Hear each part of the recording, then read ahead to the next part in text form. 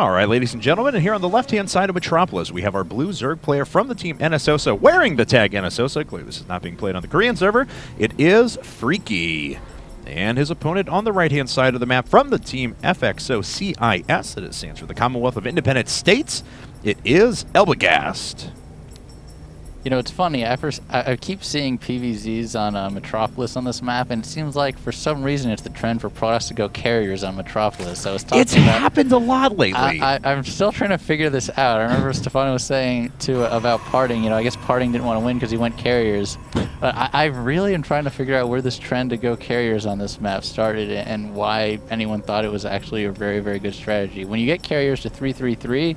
Against unupgraded air units, then it's pretty good. But against upgraded corruptors and infestors, not so good. We saw it the other day as well. I'm trying to think of who the player was. It was actually someone who was on a roll, and now it's always inevitably as a caster whenever you're like, oh, I'm trying to think of that one game, and then you always end up forgetting it. So yeah. We saw it, though, in this very tournament last week. Yeah. So certainly has happened quite a bit. Recently, we've even had a couple of Protoss players in Korea have come out and said, well, carriers are actually better than people give it credit for. They're just not being used right now. Okay, so something really weird that would have been weird a year ago, but that's a gateway first against Zerg and no wall. I'm not sure if Elbegast forgot he was playing against Zerg or what in this game, but I haven't seen a gateway non-walled opening against Zerg in a really long time. Gateway non-walled, I think, is important. We have been seeing gateways recently. Gateway expands.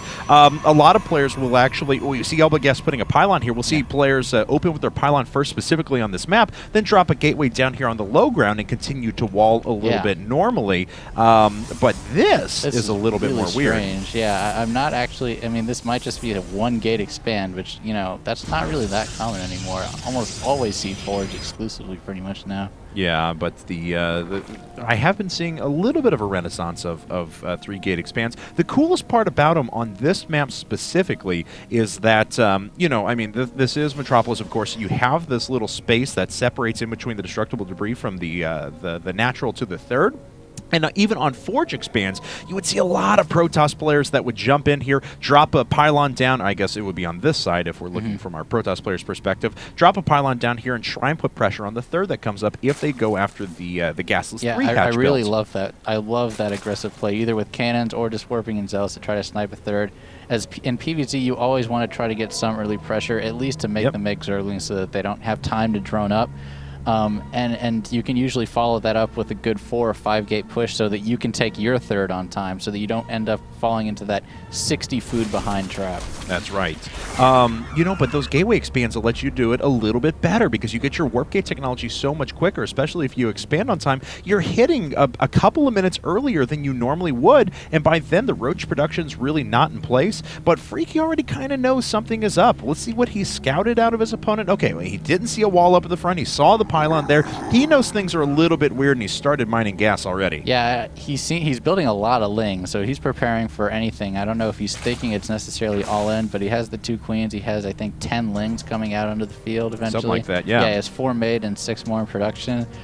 So this is actually a pretty good play by Elbegast. What he's really trying to do is kill the queen with the stalker and the zealot, or at least make him make more lings. And he's, you know, even if he doesn't kill the queen at this point, he's done a good job of making him make 10, now 12 Zerglings before even making drones. That's right. So actually, if we look at that worker count, 22 drones to 27 probes, and importantly, Elbegast is going to be on the second base well before a third gets established for his opponent. So Elbegast apparently not wanting to full wall. He did do so with the first placement of the gateway. Cost him 37 resources. Not the worst thing in the world. Does drop a zealot in the middle of the map as well. Yeah, and now he's actually pretty far ahead, which is kind of crazy to think when you're doing a gateway expand against Zerg that you'll end up ahead. But Freaky's made so many lings that now Elbegast can just wall with the stalkers, because even if he kills that stalker, he's not going to get through.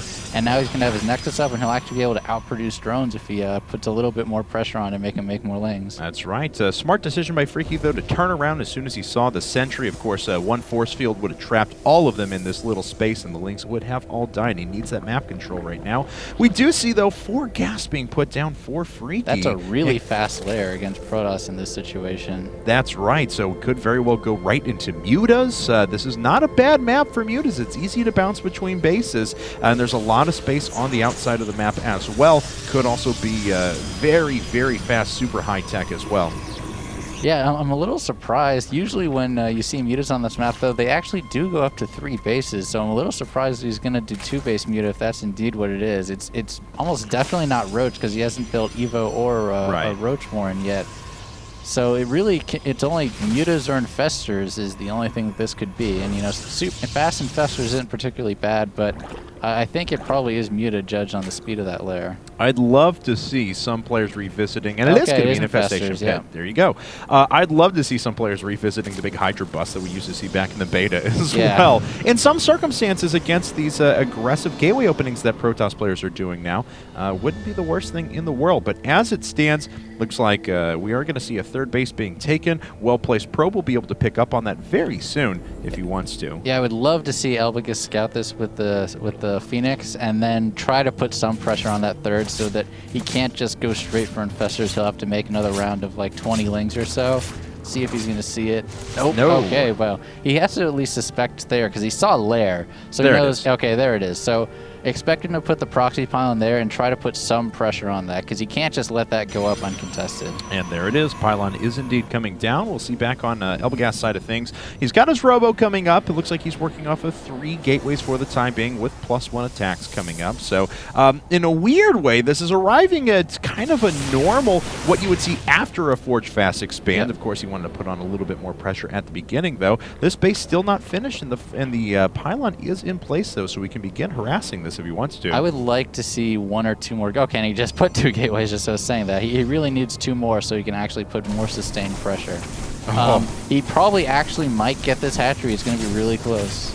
Well, Queen's going to start working on this. A few more lings are coming up now, 14 of them as a matter of fact, but they're still a little while away. Now going to run down. To the very least, this hatchery is going to take a huge amount of damage. He may be able to save it. Oh, I don't know. A bunch more Zealots are making their way in. Now this is a bunch of Zealots. The Zerglings may not be enough to deal with this. The Queen, actually, with that 5 range, was proving to be a little bit more effective than anything else. 2 of the Zealots have fallen now. A couple more are coming in from behind. There, finally, a fungal growth. Yeah, locks down some units in place, but these Zealots have still done quite a bit of damage. He's actually going to run out of energy on the infestors. He's going to have to keep making lings. He can't make drones right now, because if he stops to make drones, then this base will die. That's right. That's a pretty good fungal at the end, though. Pins down the Stalkers, and unfortunately they aren't going to get, for the large part, surrounded and killed. So a little bit of an overcommitment at the end there. He from Elbegast, he had initially done a lot of damage just by forcing all the energy out of the infestors. Look at those, all incredibly low. Yeah, and, you know, he forced, like I said, like 20 to 30 lings, and now he should be in a position where he should take his 3rd now, unless he's going to prepare for a blink all-in or something like that afterwards. Well, oh, coming wow, up Colossus, now. There we go. Yeah. Oh, and that's, thank you for using contamination. So many players just don't bother with contamination when they're looking at their opponent's base, but I love that Freaky is trying that. Yeah, it looks like Elbegast is not taking his 3rd, so it looks like it's just going to be a 2-base timing with +2 blink and going for that huge Colossus ball. I don't actually like that very much against infestors, because with this strategy, you actually have to have your army ball up, and that kind of plays into the hand of the Ling infestor style.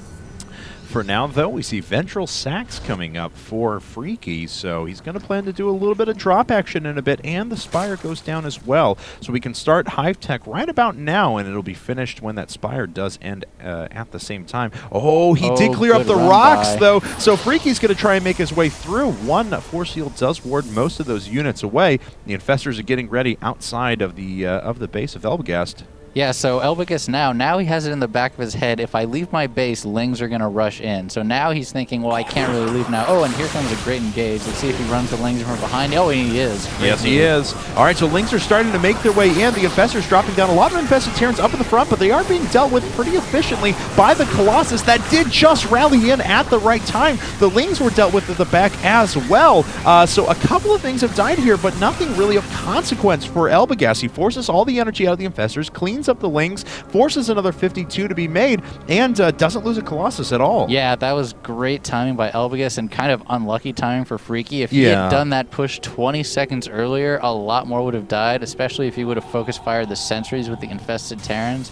he would be in a world of hurt. But now Elbegast can actually do a counter push because he does not have the unit composition to fight this push off. That's right. So here comes Elbegast now, and looks like he is just going to rely on that blink. Has a couple more gateways coming up as well, so we can reinforce a little bit better. And even though it may look like supplies are pretty even, these infestors are totally useless. And yes, there is a Ling run by. Oh, that is a big Ling run by. So we have kind of a crazy situation on our hands. Elbegast doesn't know how to react right now. He's allowing those spine crawlers to come up, waiting for this next Colossus to reinforce, but all the while is taking a huge amount of damage back at home. He has to base race now. That was really sloppy play. You know, Freaky had faked the Ling run by once before, and then he didn't prepare for it, so now it's just like, you know, he should have known it was coming, and now he has to base trade or the game is over. That's right. So let's see here. A lot of probes have fallen. In fact, 28 workers worth. So Elbegast needs to win the game with this push. All of a sudden, what looked like a pretty darn good situation for him, maybe a little bit flipped on its head. Freaky is trying to make whatever he can back at home. A couple of corruptors picking away at these Colossi, but they really haven't done that much damage yet. It looks like Freaky's in a little bit of trouble because Elbegast has cleaned up those Zerglings because he had +1 on his Zealots. Oh, is that a Baneling drop? Yes, wow. It is. He cleans up a lot of the sentries, so it's just Stalkers and Colossi that are left. A couple of them are very low. He's just waiting to drop out a couple more Banelings now.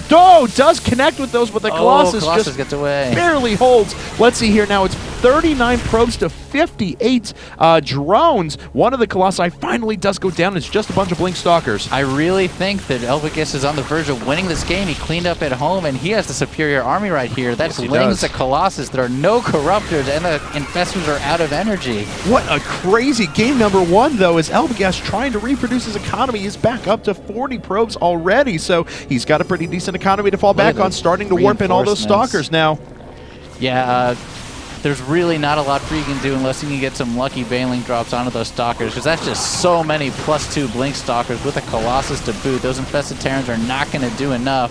All right, well, the Banelings, they take a huge hit. They really haven't done any damage yet. A few of them get picked up inside of the Overlords. Oh, nice Overlord snipes. Yeah, one of them goes down right away. Drops. And Elbegast looks like he may just roll to victory.